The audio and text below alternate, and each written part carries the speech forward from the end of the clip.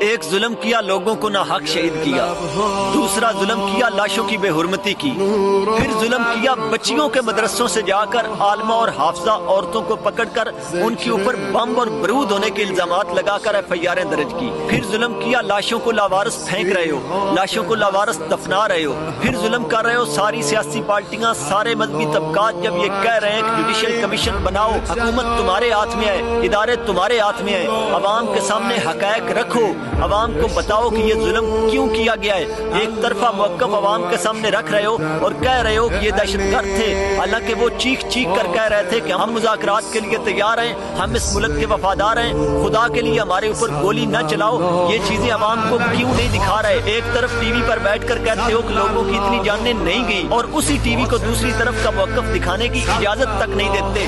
اتنے ظلم نہ کرو، کل کو حساب دینا پڑے گا۔ جب ساری سیاسی پارٹیاں، سارے مذہبی طبقات اور پوری قوم کی یہی ڈیمانڈ ہے کہ جوڈیشل کمیشن بنایا جائے، تو جوڈیشل کمیشن کیوں نہیں بناتے؟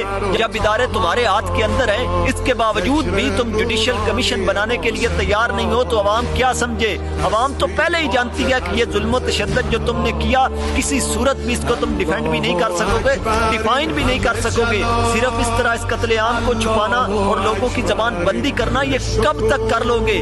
اتنے خوف زدہ اگر ہو یہ سب کچھ کرنے کے بعد اور اپنی جان کی فکر ہے، تو یہ سب کچھ کرنے کی کیا ضرورت تھی؟ ایک غلطی کے بعد اور کئی غلطیاں کیے جا رہے ہو۔ نہ ظلم کرو اس عوام کے ساتھ، اس عوام کے حلقوں میں تم نے جانا ہی جانا ہے، اور اس عوام کو فیس تم نے کرنا ہی کرنا ہے۔ جو تمہارے کندھے کے اوپر بندوق رکھ رہے ہیں، انہوں نے 3 یا 5 سال کے بعد چلے جانا اس ملک سے، لیکن اس ظلم کا تم کو جواب دہ ہونا پڑے گا۔ تو لہٰذا ایک ظلم کو چھپانے کے لیے اور اتنے ظلم مت کرو کہ جس کا جواب تم لوگ نہ دے سکو۔